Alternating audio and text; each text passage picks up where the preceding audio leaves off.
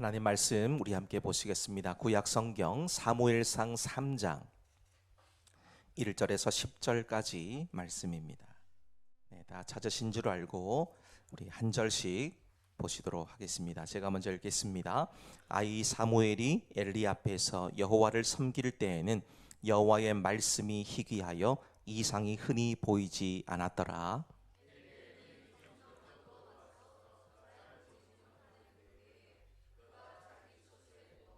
하나님의 등불은 아직 꺼지지 아니하였으며 사무엘은 하나님의 궤에 있는 여호와의 전 안에 누웠더니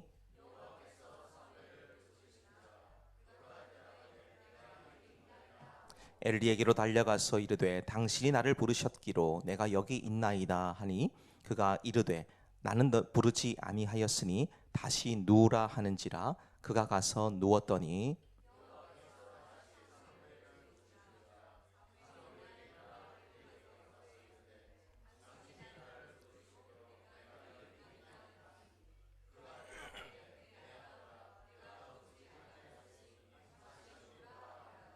사무엘이 아직 여호와를 알지 못하고 여호와의 말씀도 아직 그에게 나타나지 아니한 때라.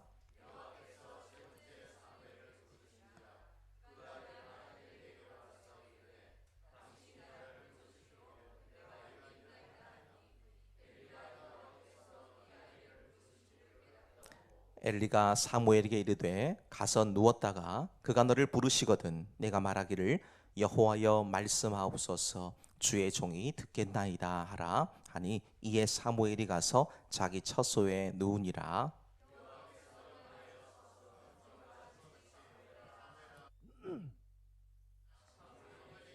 말씀하옵소서 주의 종이 듣겠나이다 하니 아멘. 새로운 한 해가 시작이 되었습니다.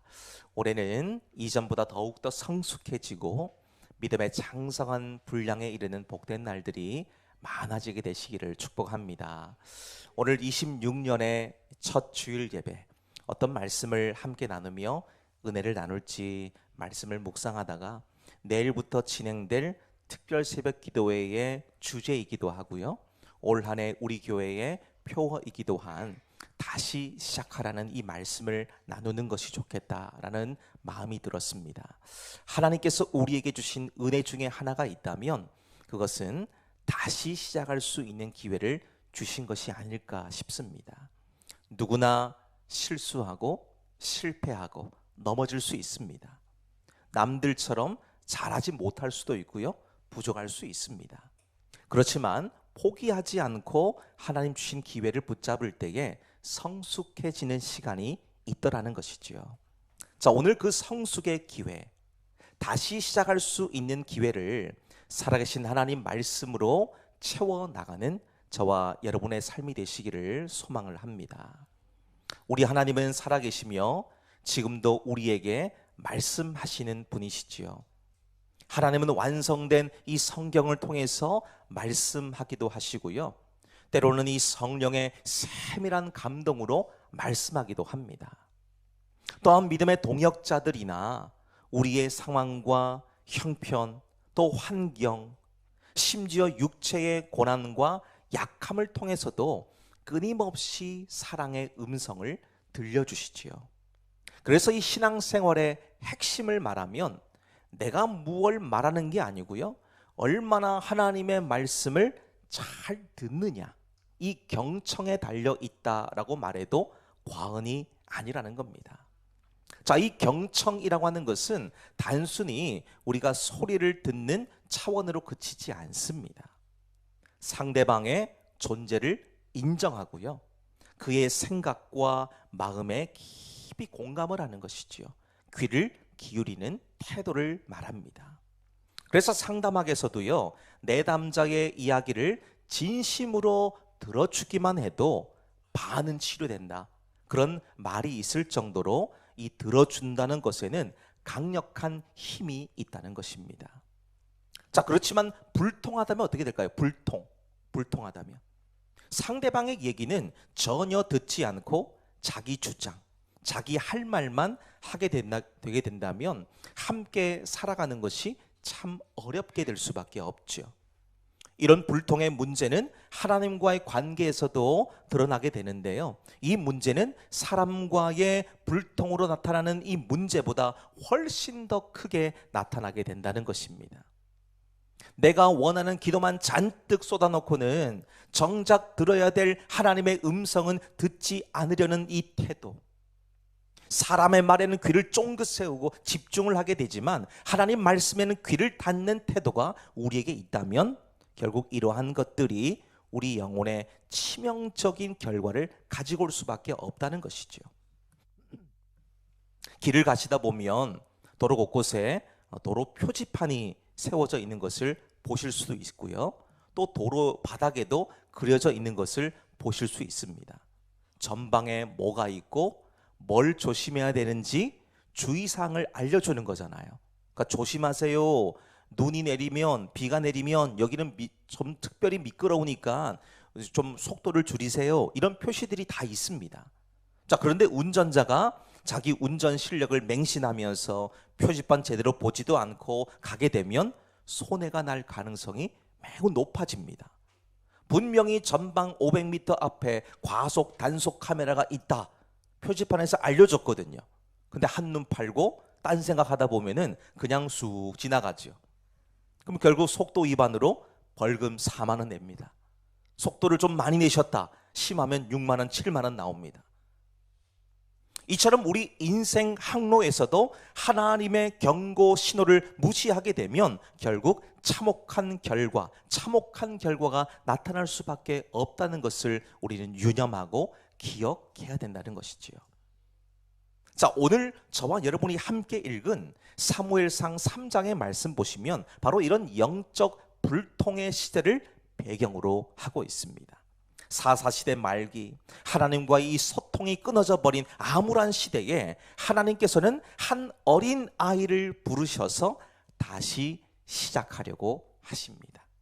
자, 이 말씀을 통해서 오늘 우리는 무뎌진 귀를 열고 하나님과 다시 소통을 시작하는 은혜가 있기를 소망하면서 말씀을 살필 수 있도록 하겠습니다. 자, 우리 그렇다면 본문의 말씀 1절 그리고 9절에서 10절의 말씀 함께 읽도록 하겠습니다. 먼저 1절을 읽습니다. 시작. 아이 사무엘이 엘리 앞에서 여호와를 섬길 때에는 희귀하여 이상이 흔히 보이지 않았더라. 자, 9절과 10절입니다.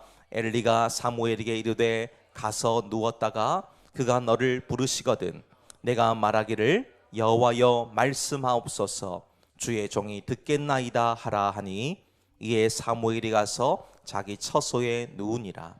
여호와께서 임하여 서서 전과 같이 사무엘아 사무엘아 부르시는지라. 사무엘이 이르되 말씀하옵소서 주의 종이 듣겠나이다 하니. 아멘. 자, 오늘 우리 첫 번째, 다시 시작하려면 어떤 행동과 어떤 삶이 우리 가운데 있어야 될 것인가를 보시기 바랍니다. 이 말씀이 희귀한 시대, 말씀을 갈망하는 겸손한 마음이 회복되어져야 된다는 것이죠. 자, 방금 읽은 우리 1절의 말씀 보시면 희귀하다라는 아주 독특한 표현 하나가 기록되어져 있습니다. 이 희귀하다라는 말은 귀중하다, 빛나다, 중요하다, 영향력이 있다, 이런 뜻이에요. 헬라어 원래 뜻이, 이 히브리 원래 뜻이 그렇습니다. 자, 그런데 이어지는 말씀을 보시게 되면 하나님의 말씀이 희귀해서 사람들에게 직접 말씀하시는 일이 거의 없었다, 이렇게 말을 하고 있죠. 즉 공급이 끊겨버렸다는 겁니다. 기근이 들었다는 거예요. 아모스 8장 11절 말씀 보면 양식이 없어 주림이 아니요 물이 없어 가람이 아니요 여호와의 말씀을 듣지 못한 기갈이다 라고 말씀하고 있습니다. 이 말씀처럼 당시의 이스라엘은 말씀의 기근 상태였어요. 하나님은 침묵하시던 시대였다는 겁니다. 자, 왜 하나님께서는 엘리 제사장 시대에 침묵하셨을까 하는 거예요. 말씀하실 능력이 없어서가 아닙니다. 백성들이 들으려 하지 않는다는 거예요. 안 듣는 겁니다. 그들의 죄악이 하나님의 입을 막았기 때문이죠. 특별히 이스라엘의 영적 지도자였던 엘리 제사장의 가문을 보시면 하나님을 가장 가까이서 섬겨야 될 제사장 가문임에도 불구하고 실제로 그들은 하나님을 멸시했다는 겁니다. 엘리의 두 아들인 홈니와 비느하스를 보시게 되면 제사장 직분을 이용해서 자신들의 살이 사욕을 채웁니다. 하나님께 드릴 제물을 갈고리로 찍어서 자기들의 배부터 채우는 거예요. 가장 거룩해야 될 성막에서 수종들은 여인들과 음란한 죄를 저지릅니다. 이런 일들은 단순한 도덕적 타락뿐 아니라 하나님과 화목하기 위해서 드리는 예배의 제도를 기만하는 거죠. 이걸 파괴하는 범죄 행위였다는 겁니다. 그러면 아버지 엘리 제사장이 이 사실을 알면 어떻게 해야 될까요? 그냥 아주 심하게 꾸중을 한다든지 아니면 징계를 한다든지 뭔가 대처를 해야 되는데 이걸 알고 있으면서도 너무나 대처가 미흡했어요. 너무나 미온적이었습니다. 그러니까 영적으로 그가 얼마나 무뎌진 사람인가를 분명 보실 수 있는데요. 1장의 말씀 보면, 사무엘상 1장의 말씀 보면 사무엘의 어머니 한나가 간절히 기도하는 모습을 보고는 뭐라 그러냐면 술 취하지 말아라. 술 취했으면 빨리 집에 들어가서 일찍 자라. 이렇게 말하라는 거예요. 지금 기도하고 있는데 얼마나 간절하게 뜨겁게 기도하면 자기의 입술 속에서 그냥 자기 속에서부터 그 탄식들이 터져 나오는 기도, 간절한 기도를 하고 있는데 엘리 제사장은 그 모습 보고는 한나를 보고 술 취하지 말아라 이 얘기를 하고 있는 거예요. 하나님과 가장 가까워야 되는 제사장들의 민낯이 이러한데 백성들은 오죽했겠습니까? 사사기 21장 말미의 표현처럼 각기 자기 소견에 옳은 대로 살아가는 그런 시대였다는 겁니다. 자, 그런데 이 모든 것이 다 무너져버리고 어디서도 희망을 찾기가 힘든 시대에 하나님은 다시 시작하기 위해서 어린 사무엘을 찾아오십니다. 그리고 그에게 새로운 사명을 부어주시지요. 우리가 읽으셨던 9절과 10절에서 보시다시피 하나님이 말씀하시면 저는 듣겠습니다. 이런 반응으로 하나님 말씀에 하나님 마음에 합한 삶을 시작하려 하고 있죠. 이 표현 하나님 말씀하시면 저는 듣겠습니다. 이 표현은 종이 주인의 명령을 듣기 위해서 기본적인 자세를 갖고 있다는 것이지요. 기본적으로 듣겠다는 겁니다. 만약에 엘리가 하나님 앞에서 이런 자세를 가지며 살았다면 오늘 3장 1절 말씀에서 하나님의 말씀이 희귀하다 이런 표현 안 나오겠죠. 백성들이 하나님 말씀대로 살지 않는 불순종과 타락으로부터 영적 개혁을 이루어내는 선구자가 됐을 겁니다. 근데 그는 우리가 잘 아시다시피 우둔하고 비둔한 인생으로 살다가 패망의 길로 끝나버리는 인생이 되고 말았죠. 여러분, 우리에게는 하나님의 말씀을 듣고자 하는 겸손한 자세가 필요합니다. 우리 새롭게 시작된 26년 우리에게 가장 필요한 것이 있다면 듣는 마음이에요. 그리고 말씀을 갈망하는 겸손의 마음입니다. 잘 들어야 잘 행동할 수 있어요. 잘 듣고 잘 행동해야 올바르게 나아갈 수가 있기 때문입니다. 시편 119편 18절의 말씀을 보십시오. 내 눈을 열어서 주의 율법에서 놀라운 것을 보게 하소서 말씀하시죠. 내 눈을 열어서 하나님의 말씀 속에 있는 놀라운 것을 볼 수 있게 하십시오 라는 간절한 고백입니다. 올 한 해는 저와 여러분이 하나님의 말씀 앞에서 우리의 닫힌 영적 눈이 활짝 열리게 되시기를 축복합니다. 이 눈이 열려야 하나님 오늘 나에게 뭘 말씀하실지를 귀담아 들을 수 있고 깨달을 수 있다는 것이지요. 그래야 하나님 말씀이 희귀하지 않습니다. 늘 충만해질 수 있다는 것이지요. 히브리 4장 12절 말씀도 보십시오. 하나님의 말씀은 살아있고 활력이 있어 좌우의 날선 어떤 검보다도 예리하여 혼과 영과 및 관절과 골수를 찔러 쪼개기까지 하며 또 마음의 생각과 뜻을 판단하나니 말씀하죠. 하나님 말씀이 바로 그렇습니다. 우리 속을 수술하는 그런 수술 도구와도 같다는 거예요. 그 말씀으로 저와 여러분 속에 있는 그 더럽고 추악한 마치 암덩어리 같은 것들을 다 제거해야 됩니다. 살아있는 하나님 말씀이 우리 심령 그릇에 온전히 담기게 될 때에 다시 시작할 수 있는 힘이 주어지게 되고 이기는 결과도 얻을 수 있다는 사실이지요. 올 한 해 저와 여러분이 꼭 그렇게 되시기를 주님 이름으로 축복합니다. 자, 두 번째 2절에서 5절까지 말씀입니다. 우리 함께 읽도록 하겠습니다. 시작. 엘리의 눈이 점점 어두워가서 잘 보지 못하는 그때에 그가 자기 처소에 누웠고 사무엘은 하나님의 궤에 있는 여호와의 전 안에 누웠더니 여호와께서 사무엘을 부르시는지라 그가 대답하되 내가 여기 있나이다 하고 엘리에게로 달려가서 이르되 당신이 나를 부르셨기로 내가 여기 있나이다 하니 그가 이르되 나는 부르지 아니하였으니 다시 누우라 하는지라 그가 가서 누웠더니 아멘. 자, 두 번째는 무엇입니까? 바로 영적인 잠에서 깨어나야 된다는 것입니다.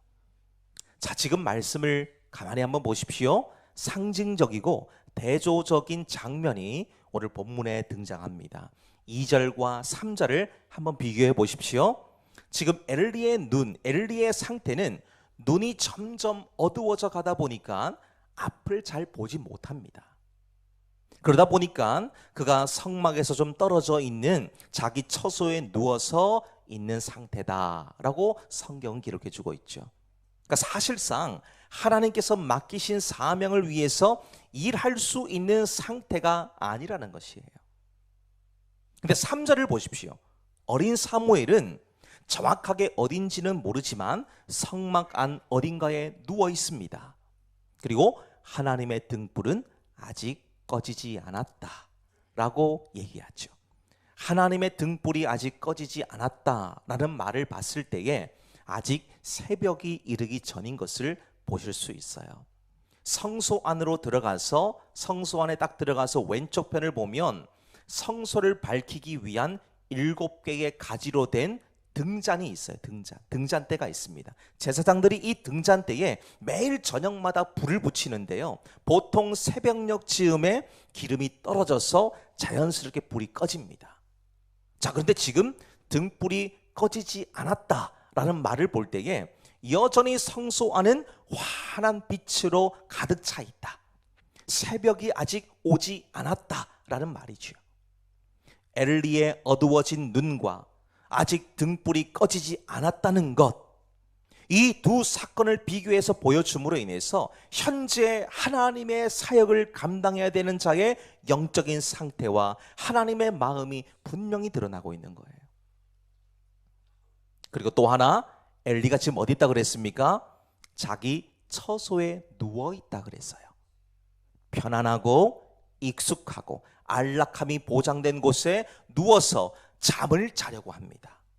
지금 이스라엘을 흔들어 깨워야 되는 사명을 받은 영적 지도자가 영적인 시력을 잃어버린 것도 모자라서 잠에 빠지려 하는 모습, 이게 바로 이스라엘의 심각한 영적 수준이고 현재 상태라는 겁니다. 그에 반해서 어린 사무엘을 좀 보세요. 아직 등불이 꺼지지 않은 성소 어딘가에 있다 그랬습니다. 칠흑 같은 어둠 속에서도 하나님이 이스라엘을 향한 소망의 끈을 아직 놓지 않았다는 것을 상징적으로 보여주는 장면이죠. 사무엘을 준비시켜 놓으신 하나님의 이 섭리와 예비하심을 분명히 보실 수 있습니다. 자, 이때 하나님이 희귀한 세상 속에서 뚜렷한 음성을 들려주시는데 누구에게 음성을 들려주고 계십니까? 편안한 침상에서 세상 안락함 즐기면서 잠든 자가 아닙니다. 누굽니까? 불편하지만 하나님의 임재가 있고 여전히 꺼지지 않은 등불이 있고 하나님을 가장 가까이서 만날 수 있는 자리를 지키고 있는 사람이에요. 그런 사람에게 하나님은 임하신다는 겁니다. 마태복음 25장을 보시면 열처녀 비유가 기록되어 있습니다. 이때 우리 눈에 들어오는 장면이 하나가 있어요. 신랑이 더디 오다 보니까 모두 다가 졸며 잤다. 이런 표현이 나와요. 모두 다 졸며 잤다. 여기서 근데 희비가 엇갈립니다. 모두 졸며 잤는데 그 가운데 5 처녀는 언제 신랑이 올지는 모르지만 미리 준비를 하고 있었어요. 언제 와도 전혀 이상하지 않을 만큼, 언제 와도 내가 만반의 준비를 다 해놓았기 때문에 신랑이 와도 전혀 당황하지 않을 만큼 준비해 놓은 거예요. 근데 반면에 5 처녀는요, 너무 힘드니까, 너무 지치니까, 너무 신랑이 오지 않으니까 전혀 준비하지도 못하고 그냥 졸며 잔 거예요. 이때 신랑이 온다 라는 갑작스런 소리를, 외침을 듣게 됩니다. 졸며 자고 있던 10명의 처녀들이 불이 나게 신랑을 맞이하기 위해서 나아가죠. 근데 여기서 준비된 자들은 신랑을 맞을 준비가 이미 다 되어 있기 때문에 기쁨의 잔치에 참여하게 되지만, 준비하지 못한 자들은 쫓겨났다 말씀합니다. 자, 여기에서 중요한 것은 이 비유를 마치게 된 주님께서 이렇게 말씀하고 계시는 거예요. 그런즉 깨어 있으라. 너희는 그날과 그때를 알지 못하느니라. 뭐 하라고요? 깨어 있으래요. 왜 깨어 있어야 됩니까? 그날과 그때를 모르기 때문이다 말씀하죠. 여러분, 이 말씀처럼 우리는 그날과 그때를 알지 못하기 때문에 항상 긴장하며 깨어 있어야 돼요. 그렇지 않으면 뼈아픈 결과를 얻을 수밖에 없습니다. 우리 이미 역사를 통해서 이 사실을 너무 뼈저리게 느끼지 않았습니까? 민족 상잔의 비극인 6.25 전쟁을 보십시오. 1950년 6월 25일 새벽 5시경에 북한의 기습 남침을 통해 가지고 전쟁이 시작이 됐습니다. 자, 이때 우리 국군은 북한군이 쳐들어오는 것을 알지도 못했어요. 방어할 수 있는 어떤 것도 제대로 준비하지 못했습니다. 결국 어떻게 됐습니까? 한 달여 만에 낙동강 방어선까지 밀려갑니다. 이제 우리나라 남은 것은 이 부산밖에 없어요. 다 지금 공산당이, 다 공산군들이 다 장식을 해 있는 상태입니다. 깨어있지 못하면 얼마나 처참하고 비극적인 결과가 나타나게 될 것인가, 역사가 증명해 주고 있어요. 성경에서도 이 사실을 이미 우리에게 경고합니다. 경고해요. 베드로전서 5장 8절 말씀 보십시오. 근신하라, 깨어라, 너희 대적 마귀가 우는 사자같이 두루다니며 삼킬 자를 찾나니. 여러분, 마귀가 눈에 안 보이잖아요. 안 보이니까 우리가 어떻게 하죠? 그건 뭐 맨날 목사님은 마귀 얘기하는데, 아니 보이지도 않는 걸 맨날 얘기하고 계셔. 뭐 내가 피부로 뭔가를 느낄 수 있는 게 없는데 무슨 마귀가 있어, 무슨 귀신이 있어, 이렇게 말씀하시는데 아닙니다. 여러분, 마귀 권세는 지금도 여러분 예배 드리는 이 와중 속에서도 여러분 심령에 찾아와서 계속 괴롭혀요. 집중하지 못하게 만들고 말씀 듣지 못하도록 귀를 닫게 만듭니다. 지금 오늘 이 시간 예배드리고 있는 상황 속에서 전혀 상관없는 것을 가지고 우리 마음속에서부터 이미 푹 떠오르게 하는 거예요. 그거 생각하고 있습니다. 하나님 말씀 들어야 될 이 시간에. 그렇게 되면 지는 거예요. 여러분, 계속 지는 겁니다. 25년도 졌던 일들이 많았잖아요. 근데 새롭게 시작된 26년 한 해 동안에도 또 그러면 되겠습니까? 반복되면 안 되는 거예요. 반복되면 마귀는 우리를 완전히 잠식합니다. 더 이상 이길 수 없어요. 계속 끌려가는 겁니다. 그러지 마시라고 베드로전서 5장 8절이 우리에게 말씀하잖아요. 근신하라, 깨어라, 깨어라. 너희 대적 마귀가 우는 사자같이 두루다니며 삼킬 자를 찾는다. 오늘 엘리도 보십시오. 이 어두워진 눈과 안락에 취해서 누워 있지 않습니까? 그러니까 하나님의 심판이 이 가문에 다가오고 있다는 것을 전혀 알아차리지 못합니다. 비참한 최후가 임하게 되는 것이죠. 그렇지만 하나님의 등불 곁을 지켰던 사무엘 보십시오. 시대의 어둠을 뚫고 나오는 찬란한 빛이 되는 거예요. 말씀이 희귀해서 들리지 않던 시대를 뚫어내는 겁니다. 다시 하나님의 음성이 많은 물소리처럼 울려 퍼지는 생명의 강물이 사무엘로부터 흐르게 되는 것을 계속 보실 수 있어요. 여러분, 오늘 우리는 어디에 계십니까? 여전히 세상으로부터 오는 이 편안함과 익숙함에 우리 영혼을 맡기고 계십니까? 아니면 사무엘처럼 불편해도 하나님의 임재가 있고 여전히 꺼지지 않는 등불이 있는 곳에 있으십니까? 등불이 켜져 있다면 아직 희망이 있는 거예요. 아직 기회가 있습니다. 여러분, 26년 이제 시작한 지 4일밖에 안 됐는데 벌써 포기한 건 아니시죠? 벌써 여러분, 아이고 지난번에도 못했는데 지금 당연히 못하는 거지, 벌써 포기하시면 안 됩니다. 시작도 안 했어요. 이제 시작한 지 얼마 되지도 않았습니다. 벌써 포기하시면 안 되는 거예요.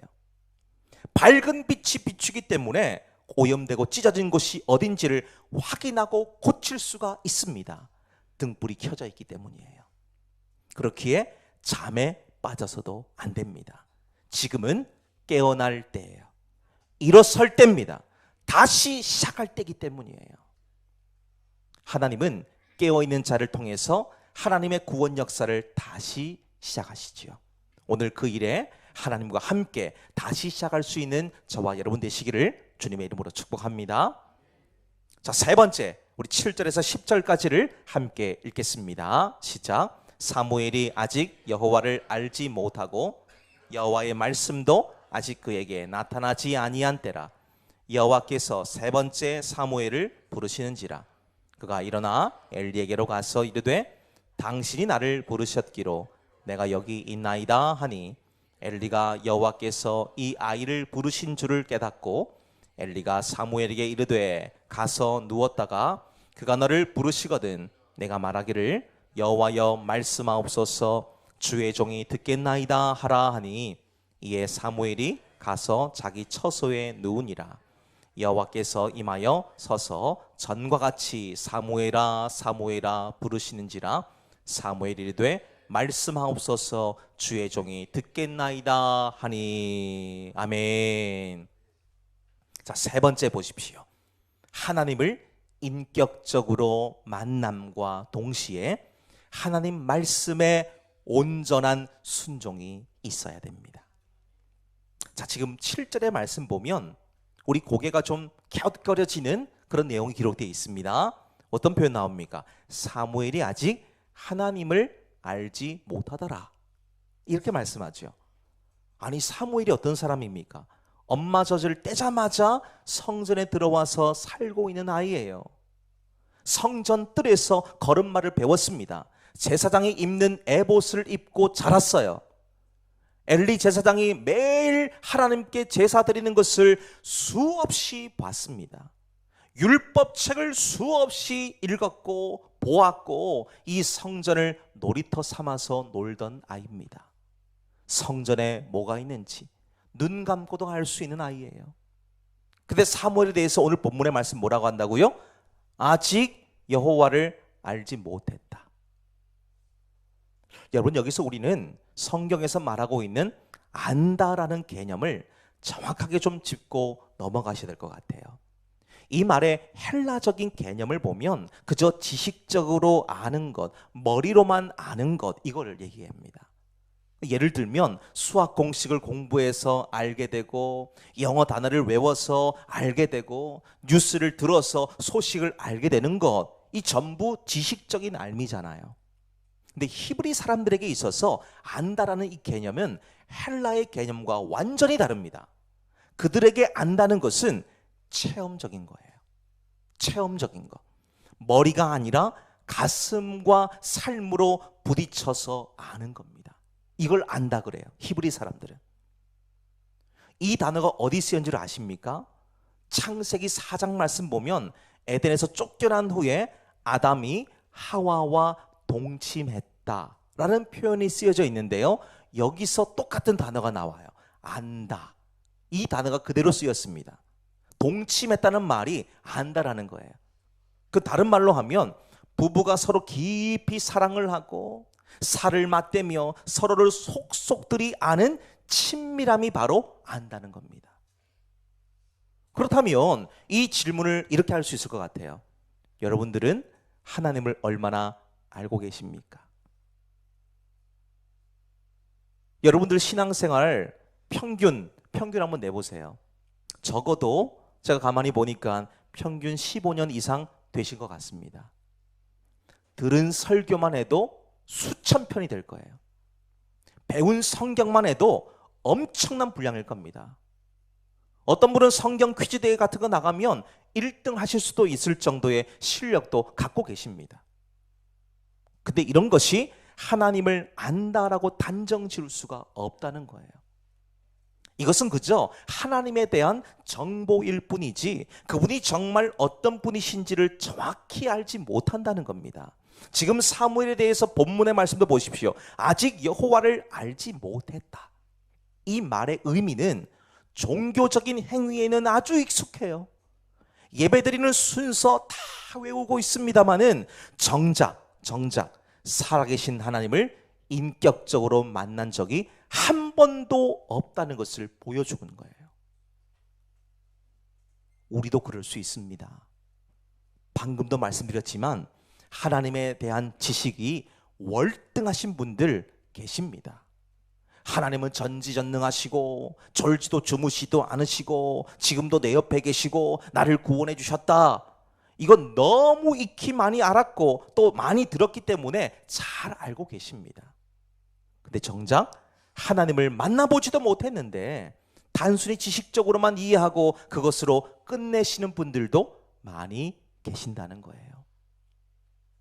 그렇지만 하나님은 우리를 단순히 이렇게 지식적으로만 만나주시는 분이 아니라 가슴과 삶으로 느끼고 체험하고 깨닫게 도와주세요.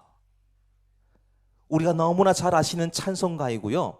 미국인들이 가장 사랑하는 찬송, 우리 아까 예배 드리기 전에 예배 드리는 그 중에 찬송 드렸던 거 찬송가 305장 나 같은 죄인 살리신 이 곡을 보십시오. 이 곡을 쓴 사람이 존 뉴턴이라는 사람입니다. 존 뉴턴. 근데 이분은 믿음이 썩 좋은 사람이 아니었어요. 하나님에 대해서 성경에 대해서 알고는 있었지만 삶과는 아무 상관이 없이 살아갔습니다. 이 사람 뭐 하던 사람이냐면 당시에 사람을 사고 파는 노예상이었어요. 그러니까 머리로는 하나님을 알고 있지만 삶에는 아무 영향력이 없던 그냥 지식적으로만 하나님을 알고 있었다는 겁니다. 그러던 어느 날 그가 탄 배가 대서양 한가운데에서 엄청난 폭풍을 만나게 돼요. 배는 가라앉기 직전입니다.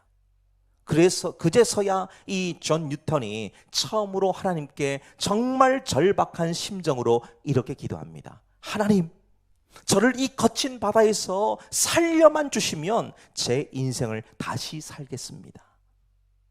근데 거짓말같이 그의 기도를 들으신 건지 배가 침몰하지 않았습니다. 곧 잠잠해졌어요.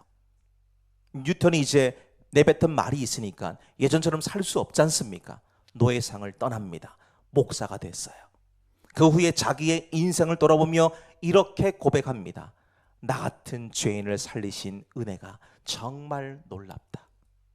이렇게 고백해요. 그러니까 여러분, 이 찬송은 그저 머릿속에서 책상 속에서 나온, 책상 앞에서 나온 노래가 아니라는 겁니다. 인생이 무너질 것 같은 폭풍의 자리에서 삶으로 만난 하나님에 대한 고백인 거예요. 자기 고백입니다. 자기 고백. 나 같은 죄인 살리신 그 은혜 놀라워. 잃었던 생명 찾았고 광명을 얻었네. 하나님은 뉴턴에게 지식을 하나 더 얹어주신 것으로 끝내신 것이 아니라 인생의 방향을 완전히 바꿔주신 거예요. 인생의 방향을. 자, 지금 하나님께서 사무엘을 부르신 것 역시 그저 성전에 등불이나 켜고 문이나 여닫는 관리인으로 쓰려고 그를 부르신 게 아닙니다. 그와 깊은 관계를 맺고 친구처럼 대화하고 싶으셔서 찾아오신 거예요. 이게 우리를 향한 하나님의 마음이라는 겁니다. 자, 10절 말씀 보시겠습니까? 참 기가 막힌 말씀이 나와요. 여호와께서 임하여 서서 전과 같이 사무엘아 사무엘아 부르시는지라 말씀하죠. 놀라운 것 좀 발견하셨습니까? 여기서 임하여 서서, 이 표현을 주목하셔야 돼요. 임하여 서서. 히브리 원문을 보니까요, 하나님이 그냥 공중에서 목소리만 툭 내뱉으신 것이 아니고요, 직접 어린 사무엘이 있는 공간까지 찾아오셨다는 거예요. 하나님이 찾아오셔서 사무엘 옆에 지금 서 계신다는 겁니다. 여기에서 충격 안 받으시면 여러분들의 마음이 황폐하신 거예요. 지금 하나님이 옆에 계신다니까요. 놀라지도 않으시네요. 하나님이 내 눈에 보이지도 않는데 내 옆에 계신다고요? 목사님 거짓말 좀 그만하세요. 아닙니다. 하나님은 지금 여러분들의 옆자리에, 여러분들의 인생의 앞길에 항상 함께 하십니다. 그 자리에 서 계신 거예요.